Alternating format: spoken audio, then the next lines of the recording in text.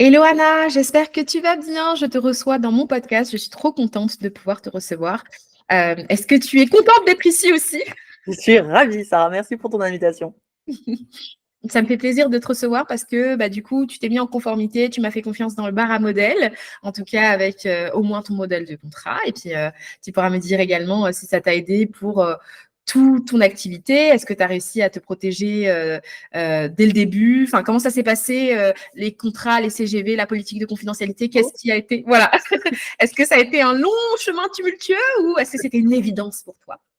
Premièrement, je te laisse te présenter pour ceux qui ne te connaissent pas. Alors, je suis donc Anna Gallet, je suis coach en dev perso, formatrice, et c'est déjà pas mal. Praticienne en hypnose aussi. Et voilà, je bosse depuis 8 ans à mon compte, installée de manière un peu cadrée à mon compte depuis 8 ans. Et voilà, c'est développé petit à petit. Et non, c'était plutôt un parcours du combattant, les CGV, le droit, etc. C'est encore pas tout à fait nickel, mais on y vient. Ok, mais je pense qu'il y a beaucoup de personnes qui me répondraient comme toi. Au début, c'est pas forcément une évidence. Et puis, en plus, ça fait longtemps que tu exerces. Donc, depuis 8 ans, tu as pu en voir des vertes et des pas mûres, j'imagine, dans ton activité. Ou alors, peut-être que tout s'est très bien passé et que tu n'as pas forcément eu besoin de tout de suite penser, ah, il me faut un contrat pour que ça ne se reproduise plus. Non, non, non, non, j'en ai vu des vertes et des pas mûres. Tu sais, en coaching, nous, on fait des contrats de base, mais c'est des contrats qui sont plus finalement de l'engagement du client avec nous, quoi. On n'est pas sur un. On pense pas que juridiquement on pourrait en avoir besoin, en fait. Donc, ils sont pas. Ils sont un peu au feeling, tu vois, les contrats, c'est pas très net. Et en fait, bon, il y a plusieurs fois où j'aurais pu en avoir besoin, notamment des clients qui payent pas ou qui partent avec des bouquins qu'on prête, ou enfin voilà, des choses où ça se passe mal. Si mon contrat avait été mieux cadré dès le départ, c'est clair que j'aurais récupéré déjà au moins 400 balles. Euh, oui, c'est C'est pas pas mal. négligeable. C'est pas négligeable, surtout quand on commence, tu sais. Et que je fonctionnais vraiment je fais confiance en fait. Tu veux tout me payer à la fin de l'accompagnement, bah vas-y, paye-moi tout à la fin de l'accompagnement, il n'y a pas de souci, tu fais quand tu peux en fait. Sauf que bah non, boulette de ouf ça. Ne fais pas ça, faut pas Oui, faire ça. non, parce que tu en as justement qui disent, quand je peux, c'est aussi quand je veux. Du coup, Jamais, un an ou jamais, voilà. c'est ça. Bah, ça a été jamais pour le coup. Ok. Et du coup, on va revenir un petit peu en arrière et on va voir qu'est-ce qui t'a inspiré, pourquoi tu t'es lancée en tant que praticienne, mais aussi en tant que coach aussi pour accompagner les entrepreneurs à se lancer en tant que, du coup, tu vas nous expliquer, mais en tant que professionnel du bien-être, on va dire, de manière générale. Je te laisse m'en dire plus. Qu'est-ce qui t'a inspiré, pourquoi tu t'es lancée et pourquoi d'ailleurs les deux casquettes? Ça fait beaucoup de questions. C'est tellement de questions. Alors, moi, j'ai commencé par psycho en fait. Je voulais être coach, ça, je le savais. Euh, je savais que je voulais être coach, mais je voulais aussi des bases de psycho et surtout au cas où le métier de coach soit un jour encadré, parce qu'on est sur des métiers actuellement qui n'existent pas. Au cas où ce métier soit un jour encadré, je voulais quand même avoir un master de psycho pour pouvoir me rabattre sur la carte psycho. J'ai tenu jusqu'au master 1. Après une année de master 1, j'avoue, j'ai craqué. C'était qu'on fallait être très très motivé à l'époque. La vraie entrée en psycho se faisait en master 2 parce qu'avant il suffisait d'avoir 10 partout, enfin partout en moyenne quoi. Et au master 2, par contre, il y avait une grosse sélection et là, il fallait vraiment être hyper motivé, très travailleur. Et là, moi, j'étais très travailleuse, mais pas motivée. Je bossais à côté. Enfin, voilà. Et j'avais commencé en même temps à me former en PNL, coaching, hypnose. Donc, j'étais d'un côté un truc très psychanalytique, Freud et compagnie, et de l'autre côté, un truc très dev perso. Comment est-ce qu'on fait pour régler les problèmes vite, machin. À 20 ans, on se sent écarquillé, un peu écarquillé, pas du tout, écartelé entre les deux.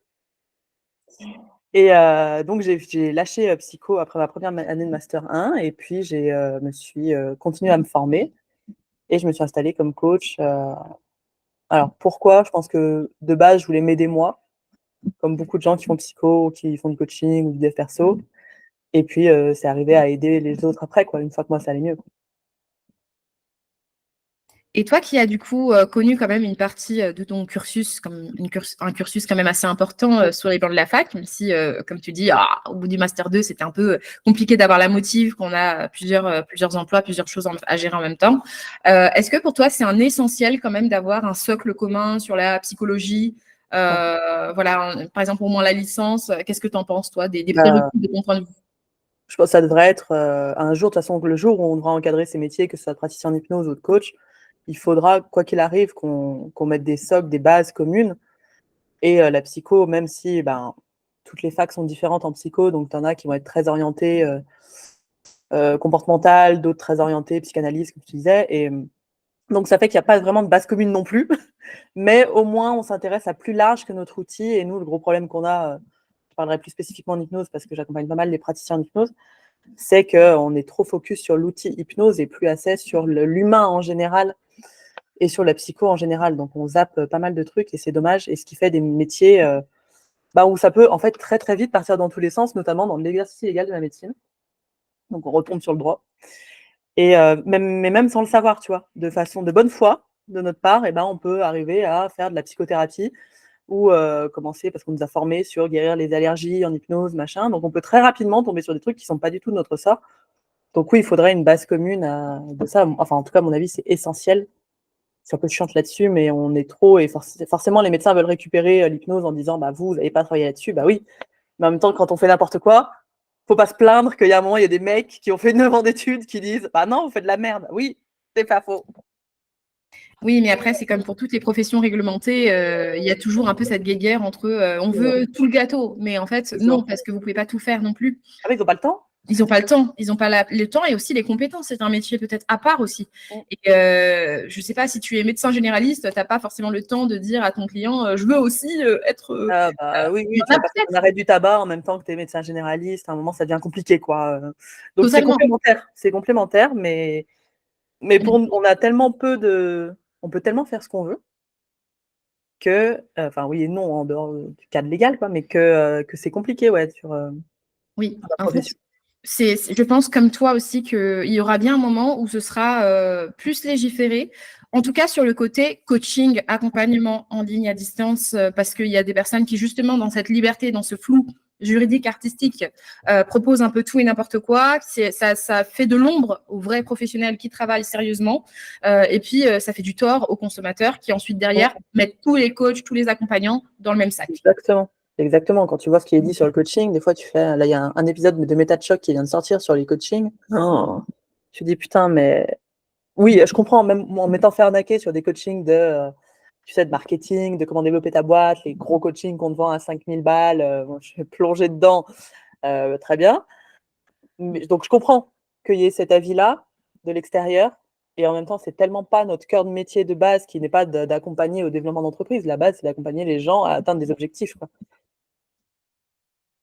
Mais tout est un problème d'argent finalement. Il y a des personnes qui vont utiliser tout et n'importe quoi pour se faire de l'argent sur le dos d'autres personnes. Et ça, c'est dans tous les métiers. On ne va pas accabler que les coachs parce qu'on voit aussi parfois un petit peu cette guéguerre, genre que les coachs, que les accompagnants, c'est eux les méchants. Mais il y a aussi des formateurs qui se font arrêter, qui vont même être emprisonnés parce qu'ils vendent des formations vides de sens, ils prennent un maximum d'argent, ils ne respectent pas la loi derrière. Donc, c'est juste que la différence, c'est que techniquement, quand tu es un formateur professionnel, du coup, tu es obligé d'avoir un numéro de déclaration d'activité. Et moi, je pense qu'à terme, les coachs aussi auront cette obligation d'avoir un numéro de déclaration d'activité et du coup, ils feront partie d'un certain de registre et seront soumis potentiellement à des contrôles. Et ce sera peut-être plus facile de savoir qui est un vrai coach qui a en tout cas eu les qualifications pour pouvoir avoir ce titre-là, en tout cas juridiquement, pouvoir l'utiliser. Et les coachs qui sont justement peut-être un petit peu trop derrière la lumière, l'argent freestyle, dirons-nous, freestyle. Freestyle, les coachs freestyle, voilà. Et maintenant que ça fait quand même plusieurs années d'expérience que tu es lancé, est-ce que tu as quand même des challenges aujourd'hui entrepreneuriaux ou alors même au niveau juridique dans ton entreprise aujourd'hui, dans tes entreprises, dans tes casquettes? Ouais. Déjà parce que j'ai du mal à rester en place, moi. Donc, je relance toujours un nouveau truc, évidemment. Donc là, c'est le gros challenge entrepreneurial, ça va être d'avoir des ventes de formation, par exemple, qui sont plus, tu sais, nous, on a des formations en asynchrone, donc qui sont plus linéaires que ce qu'on a là, parce qu'on fonctionnait beaucoup sur des lancements. Et puis alors, au niveau législation, droit, etc., clairement, il faut que j'améliore, parce que j'ai noté sur mon to-do à faire les CGV pour chaque formation. Pour l'instant, j'ai des CGV globales, ce qui ne va pas. Donc, il me faut des CGV pour chaque formation, puisqu'en plus, les propositions de remboursement ne sont pas les mêmes pour chaque formation, évidemment. Tu vois. Ça aurait été dommage de faire quelque chose de simple quand on peut faire compliqué. Donc ça, des trucs comme ça. Et puis, tu vois, j'ai pris une prévoyance. J'ai pas encore pris de prévoyance, par exemple. Truc tout con, mais il faut que je prenne une prévoyance. Et une ERC Pro, j'en ai pas eu pendant des années. J'en avais pris une, j'ai arrêté, j'en ai repris une. c'est des trucs, et pourtant c'est pas obligatoire, mais c'est essentiel d'en avoir une, quoi. Donc oui, il y a plein c'est de... plus de protection, tout Ouais, simplement. ouais. Et pour les contrats, c'est vrai que le contrat que j'avais pris, chez toi, j'avais pris les contrats et les CGV qui m'ont sauvé la vie parce que j'avais un contrat à faire signer à quelqu'un sur un truc très... je devais faire une automatisation de site internet, donc un truc très très carré quand même. Et j'ai pu du coup le faire en passant par EduSign, tu vois, faire signer en ligne, machin, et le faire sur... ça m'a fait un gain de temps. Je n'ai pas du tout le temps de faire mes trucs. Ça, c'était le gain de temps. En fait, je crois que c'est ça. C'est le gain de temps d'avoir déjà des modèles sur Oui. un coup. C'est pour ça que le bar à modèle existe. C'est un peu en mode, quand tu veux, même à 1h du matin, si tu te rends compte qu'il te manque un contrat ou un document, tu viens. Mais tu sais qu'il y a vraiment des gens qui font ça. Genre, parfois, je suis en mode 4h du matin, really? Genre, t'es vraiment derrière ton ordinateur en train de bosser tes CGV, mais c'est comme tu veux. Tu vois. C'est vraiment l'insomnie. Le truc qui te réveille, qui fait oh putain, si on vient me faire chier là-dessus, je suis morte. T'entends la voix de Sarah qui te dit avec tes devis papier toilette, c'est nul. Mets-toi en conformité pour de vrai. Ah, mais c'est dur, hein. C'est dur parce que ça demande à... En fait, nos métiers, j'ai l'impression, soit c'est vraiment plein de métiers différents. Donc, nous, de base, on nous apprend des trucs très techniques, tu vois, comment coacher, comment faire de l'hypnose. OK. Ça, c'est que ça qu'on nous apprend en formation. Le côté, fais ton, tout court, mais fais tes factures sur ça. Comment tu les fais, etc. Ça passe complètement à la trappe. Fais ton marketing, j'en parle pas, ça n'existe pas. Et tout le droit, à part quand on arrive à dire, et il y a quand même beaucoup de conneries qui passent parce qu'on dit la RCPO c'est obligatoire, mais la médiation c'est comme tu veux. Ben non, c'est l'inverse en fait. Donc, en fait, on t'en parle pas du tout. Nous, dans nos formations techniques, on nous en parle pas du tout. Et c'est un truc qui manque de ouf parce que quand tu arrives sur le terrain, tu as tellement de choses à faire et à apprendre parce que tu débutes un nouveau métier, tu te sens nul, tu as l'impression d'être une merde. En effet, tu fais des séances, elles ne sont pas ouf, c'est normal, tu débutes. Et en même temps, bah, tu dois aussi avoir toutes les autres casquettes à côté qui sont juriste, tu vois, marketeur, tu dois tout faire. Et donc, bah, il faut du temps pour arriver à se mettre droit, carré, quoi. Et on ne suit pas les bonnes personnes. On ne va pas suivre des gens comme ça. Je commence à te suivre depuis cette année, tu vois, parce que je t'ai vu au gala de Geneviève et j'ai fait, mais non, mais c'est ça qu'il me faut. Oui, parfois c'est le destin aussi qui nous fait ces piqûres de rappel ou qui vient nous donner les signes qu'il faut saisir. Et c'était d'ailleurs un plaisir de se voir au gala. Mais tu sais, de toute façon, je pense qu'il y a plein de choses. En fait, on ne peut pas tout savoir. Tu vois, c'est le cas de figure pour tout le monde. On ne peut pas tout savoir.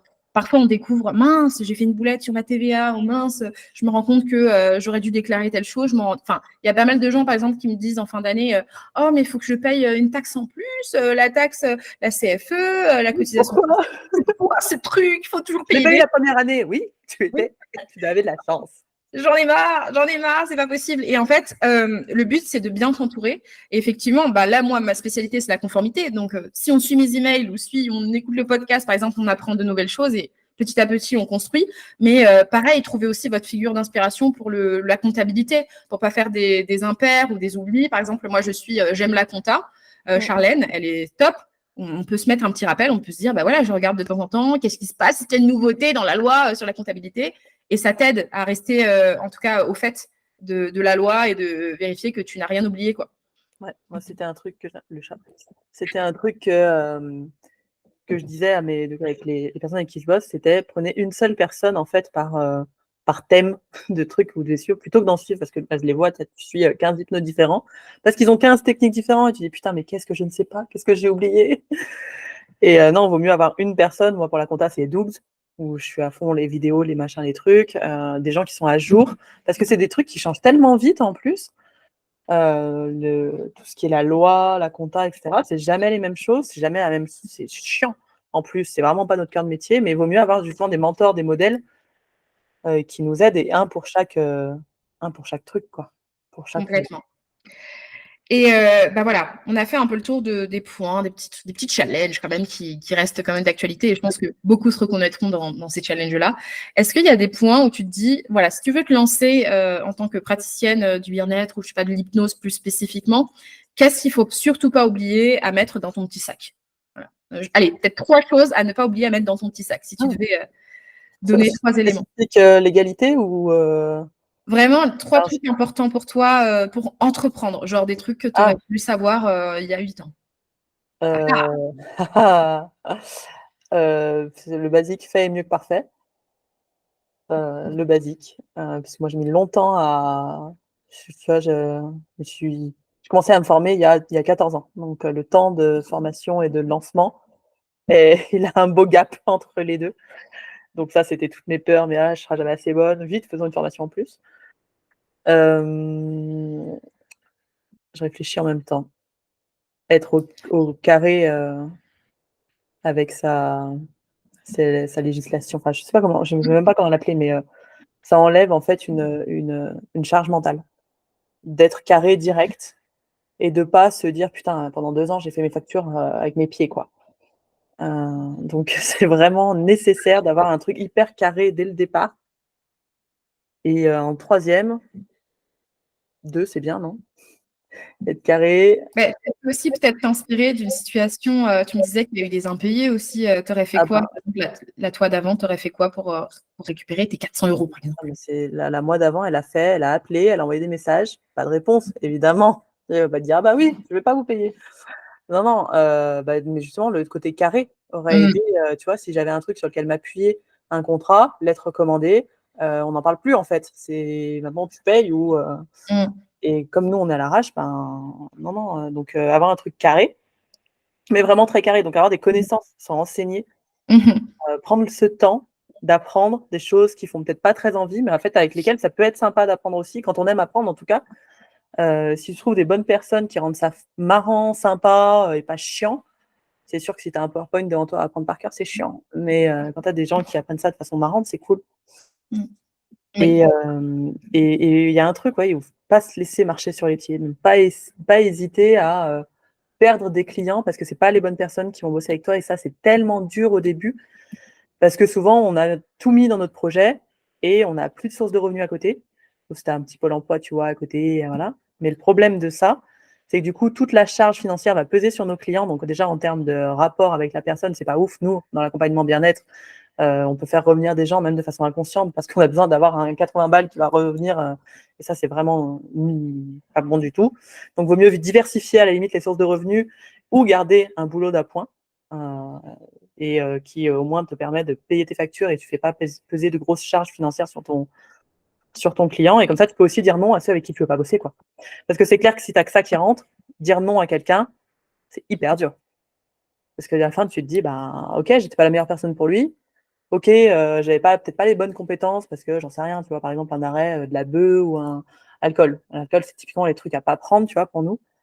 Bah, je vais le prendre quand même parce que peut-être je pourrais l'aider sur deux trois trucs. Bah, ouais, mais non, en fait. Donc mieux vaut un non net, définitif, précis et que de s'emmerder avec des enfin, pardon, c'est ça, c'est s'embêter parce que ça tourne toujours mal, en fait, ces trucs-là. OK. Ah oui et du coup, je savais pas du tout. C'est plus difficile d'accompagner, enfin peut-être que c'est plutôt réservé, vous recommandez plutôt aux psychologues ou aux psychiatres? Addictologie, bah, parce que tu as des symptômes de manque, tu sais, dans l'alcool. C'est pas comme le tabac où oui, tu peux avoir des symptômes de manque, mais tu as rien qui va mettre ta santé en danger.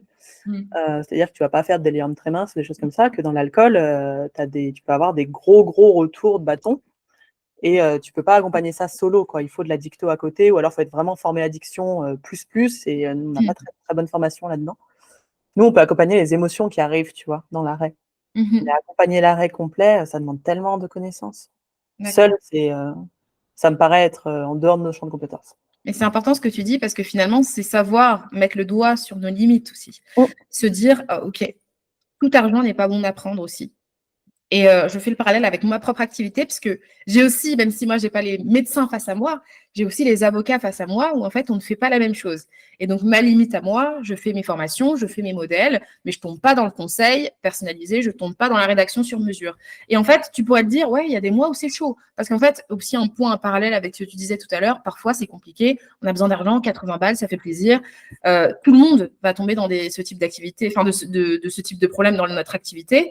Peu importe d'ailleurs le stade dans lequel on va être, on peut être lancé depuis 5 ans et que ça revient, tu vois, il y a le creux de la vague encore Oui. et tu es tenté, mais vaut mieux comment dire, aller vraiment de front dans ce creux de la vague, plutôt que d'attirer à toi des clients qui, en plus de ça, vont pas te faire gagner non plus d'argent, ou alors un petit peu comme ça. Et surtout, tu vas rentrer dans un cercle vicieux où tu ne sauras plus comment te défaire de ce type de client. Et finalement, tu seras à la fois déprimé et pauvre. Donc, vaut mieux attendre et travailler sur d'autres choses, travailler plus ton marketing, travailler plus ta communication et d'autres stratégies pour faire rentrer de l'argent, pour attendre que ce creux de la vague naturel, finalement, de toute entreprise passe, et que tu sois à nouveau avec les clients de ton entreprise qui sont tes clients de cœur. Oui, tout à fait. Bah, du coup, je rebondis pour le 4. Le 4, tu vois, je vais donc faire 4.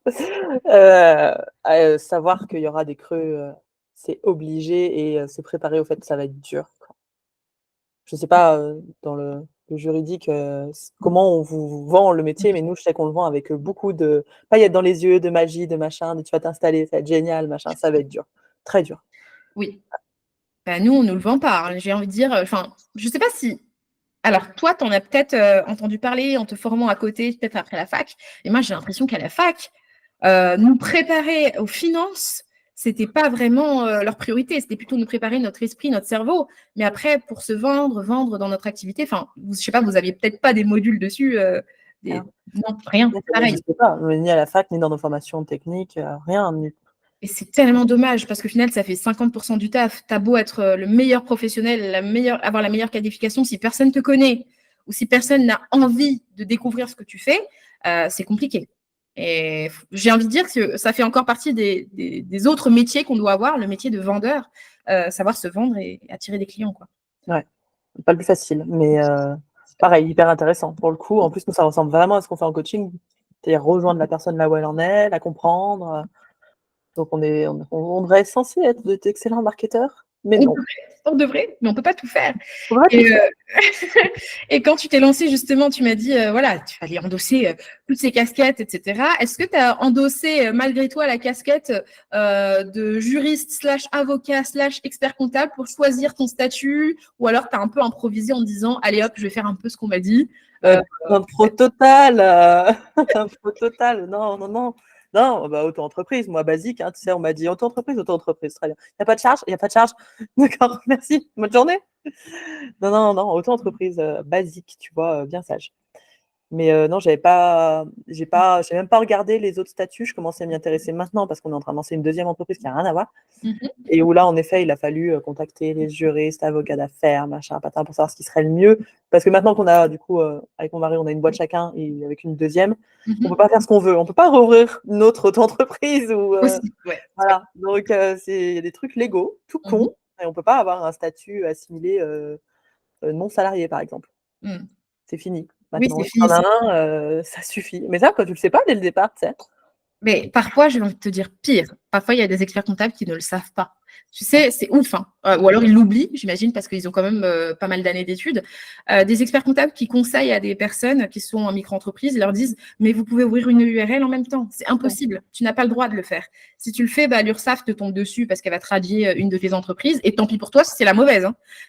Parce qu'il y a une incompatibilité. » Donc, c'est important aussi d'où ça rejoint le fait que tu disais que même si c'est pas fun et c'est pas marrant, parfois avoir au moins les informations de base, les maîtriser soi-même pour, là, par exemple, tu le connais, tu sais cette information, mais parfois on tombe sur des bras cassés dans tous les métiers qui vont mal vous conseiller. Et en fait, quand vous avez un problème, ils vont vous dire « Ah mince, désolé, on s'est trompé. » Bah oui, mais ça a des conséquences quand même. Mais ça, c'est l'importance de recouper les informations, demander à plusieurs sources, vérifier par soi-même. Mettre ChatGPT dans le coup, j'en sais rien, fait quelque chose. Beaucoup de solutions, mais ne vous faites pas avoir comme ça. En tout cas, bien cette règle. On ne peut pas être TNS sur deux statuts différents ouverts en même temps. Donc ça, c'est important de le retenir. Et donc, parmi les challenges justement juridiques, te mettre en conformité, tu m'as dit que ce n'était pas une évidence dès le départ. Non, c'est récent, janvier. Parce que je te disais, je t'ai rencontré sur le truc, mais non, en fait, j'avais avant le bundle, là. Donc, j'ai regardé le bundle d'avant et j'ai fait, putain, je suis à la rue. Non, les conditions générales de vente, je ne les avais pas, déjà. Voilà. Elles étaient absentes. Donc, non. Se mettre en conformité de manière plus précise. Je pense que j'étais en gros en conformité, tu vois, facturation qui était OK, déclaration d'URSSAF OK, enfin, tu vois, des trucs basiques. Le TVA, pareil, nickel, mais il y avait le reste. surtout la communication sur Internet, je pense, qui était plus difficile. Quand je suis passée sur full Internet, parce que du coup, là, je suis plus qu'en ligne, le fait de remettre tous les sites Internet correctement avec les mentions légales, les machins, les trucs, ça, c'était plus dur, plus long, plus chiant. C'était certainement aussi une nouvelle épreuve où tu te dis, mais ça fait quand même 8 ans que je suis en place, ça fait longtemps, et j'apprends encore de nouvelles choses, Non, mais oui. encore mettre des choses, enfin, ça s'arrête jamais, quoi. Ouais, et puis peut-être, tu as des espèces de... ça s'appelle des biais de cohérence, c'est-à-dire que j'ai été dans ma cohérence, j'étais dans ma tête, j'étais dans la loi, tu vois, j'étais bien. Et que d'un coup, tu te prends ça dans le plus, tu fais, ah, mais est-ce que je suis vraiment obligée, du coup? Est-ce que je vais pas traîner encore un peu? Hein? Est-ce que, bon, dans mes urgences, est-ce que c'est une urgence? Et ça, tu vois, j'ai fait donc les globales, mais comme je te disais, il me manque les CGV par formation, et c'est une urgence que je ne fais pas pour l'instant. Il faut absolument que je fasse dans la semaine, là, c'est mon engagement avec toi. Ça. C'est une urgence, je dirais, relative, dans le sens où, comme tu l'as dit tout à l'heure, pour l'instant, c'est quand même couvert par les CGV globales. Même si ce n'est pas suffisamment précis par prestation. Donc, c'est une urgence qui est tempérée. Voilà, pour moi, c'est tempéré dans le sens où... Me dis pas ça. Non, je dis que par rapport à une personne, parce qu'une personne qui doit me dire vraiment c'est urgent, c'est une personne qui n'a pas de CGV. Une personne qui a des CGV, je dis toujours, il vaut mieux avoir des CGV bof, ou alors moyennement bof, plutôt que rien du tout. Parce qu'au moins, tu auras anticipé les cas de figure d'annulation, de report, propriété intellectuelle. Tu auras anticipé vraiment 80% du boulot. Et le 20%, c'est cette part où tu vas devoir personnaliser par prestation. Donc, je ne te dis pas de négliger cette partie-là, mais je te dis juste que ce n'est pas une catastrophe. Donc, parfois, il faut arrêter aussi de se faire une montagne. Dis-toi que tu n'es pas à flageoler, tu as quand même des CGV. Et si tu es contrôlé demain, on te demandera les CGV dans un premier temps, d'accord? Après, par la suite, bien sûr, par faire, ça se fait, d'ailleurs, au fur et à mesure. Demain, tu changes ton offre, tu es obligé de recontinuer à modifier tes CGV. Mais au moins, le socle commun des clauses obligatoires à avoir seront présentes. Voilà. C'est déjà pas mal. Les RGPD aussi, c'était un délire. Mmh. Parce que tu sais, on regarde des notes, nous, de nos clients, des trucs comme ça. C'est sûr que tu peux pas garder des notes comme ça, freestyle. Faut purger. Et sinon, il faut stocker d'une certaine manière. C'est quand même des données sensibles pour la plupart des choses. C'est très confidentiel. Demain, si tu te fais hacker et qu'on divulgue, je sais pas, bon, alors vous allez peut-être pas dans ce type d'information, j'en sais rien, mais que ta cliente a eu 5 amants avec. Ah bah si, on peut aller clairement dans ce type d'information, ouais. Donc voilà, c'est en plus. Non, mais oui. Alors nous, moi, elles étaient à la main, donc c'est pareil. Ça faut aussi que ce soit gardé dans un endroit qui n'est pas accessible, etc., etc. Mais les notes en ligne, ça, le RGPD, enfin, il y a tellement d'endroits en fait où on peut passer à côté. Ça demande, c'est vraiment du petit à petit. On fait au mieux. Et ça, c'est pas seulement nous, hein, c'est aussi les médecins parfois. Hein, des médecins, imaginez le nombre de médecins qui justement prennent des notes à la main, ou alors ils ont des logiciels tout beau, tout rose, hein, mais souvent quand ils sont contrôlés par la CNIL, c'est eux qui sont sanctionnés le plus fort parce qu'ils ont tellement de données sensibles qu'ils ne purgent pas, c'est-à-dire qu'ils ont les infos de leurs clients, enfin leurs patients, pardon, d'il y a 20, 30 ans, et puis ils gardent encore l'exactitude de toutes les choses, alors qu'il faut qu'ils purgent ou qu'ils anonymisent des données, et ça, ils ne le savent pas parce que personne ne leur a expliqué. C'est même pas une question de diplôme à la rigueur, c'est vraiment une question d'information. Il faut avoir l'information au bon moment et il faut aller la chercher. C'est un exercice assez compliqué. Ouais, c'est ça, c'est l'avoir l'info. Ouais. Et en plus, c'est vrai que tu disais, tu peux être contrôlé. Moi, c'est même pas le truc qui m'inquiète le plus, le contrôle, tu vois. Je me dis, t'es contrôlé, t'as une amende, tant pis pour ta gueule, t'avais qu'à faire correctement. C'est des clients qui viennent te saouler ou des gens qui viennent essayer de choper le truc qui va pas chez toi, tu vois, pour essayer de t'avoir. Moi, ça, c'est une espèce de paranoïa là-dessus, tu vois, maintenant. Et vraiment, avec l'idée qu'au départ, moi, j'étais vraiment dans le... franchement, tout va bien, quoi. On est gentil, le monde est gentil, c'est des bisounours. Ça... Non, pas du tout. Ça dépend. On va dire qu'on peut faciliter la gentillesse des clients en mettant un cadre. Voilà. Si tu mets un cadre, t'inquiète pas, tout le monde va devenir un peu plus respectueux parce qu'on sait qu'on s'est mis d'accord sur la base. Et je donne souvent cet exemple que je radote, tu l'as très certainement entendu, mais c'est comme les règles du Uno. Personne ne joue au Uno de la même manière. J'aime trop raconter ça. Mais c'est vrai que tu vas chez ton ami ou tu vas chez ta tante ou tu vas chez ton frère, Personne ne va jouer au Uno pareil. Et à chaque fois, pour mettre tout le monde d'accord, il faut faire quoi? Il faut être la relou de service. En général, c'est moi. Tu prends les règles du jeu et tu dis, voilà, c'est ça les règles du jeu. Il faut revenir à l'essentiel. Et on respecte les règles du jeu. Sinon, on ne peut pas jouer ensemble parce qu'on ne va pas comprendre les règles du jeu. Là, c'est pareil pour la loi. Même si on n'a pas forcément comme inquiétude d'avoir des contrôles, il faut se dire qu'il y a plusieurs joueurs à table et les autres joueurs, c'est aussi vos clients. Et si lui, il a que des plus 4 à t'aligner et que toi, tu n'as aucune carte parce que tu n'as pas anticipé la chose, c'est toi qui vas sortir en premier et qui vas perdre. Alors que si c'est équitable, tout le monde respecte les mêmes règles du jeu et que tout le monde comprend à quoi il s'engage l'un avec l'autre, du coup, tu facilites la discussion. Parce qu'un litige, finalement, c'est qu'une discussion. Une discussion un peu plus mouvementée, mais une discussion avec une issue qui peut être favorable pour tout le monde, d'ailleurs. On peut tous trouver un point de sortie, mais il faut d'abord avoir un point d'entrée commun. Voilà. Ouais. Bien, merci en tout cas pour cette belle discussion, très riche, avec des exemples assez concrets. Où est-ce qu'on peut te retrouver, Anna, si on veut travailler avec toi? Je ne sais plus. Sur Facebook essentiellement, et sur mon site anna-galet.com, je crois. Voilà. D'accord. Donc, toutes les informations seront du coup en bas de l'épisode de podcast pour que vous puissiez rapidement retrouver les infos, la contacter. Donc, si je résume bien, tu accompagnes aussi bien toi en tant que praticienne, mais aussi tu accompagnes aussi les accompagnants pour se lancer dans la même activité ou une activité connexe. C'est ça, tout à fait. Voilà. Merci encore et c'était un plaisir de t'avoir sur le podcast. Si jamais vous avez des questions, n'hésitez pas à venir m'en parler ou alors à directement aller la contacter. Et je vous dis à très bientôt pour un prochain épisode de podcast.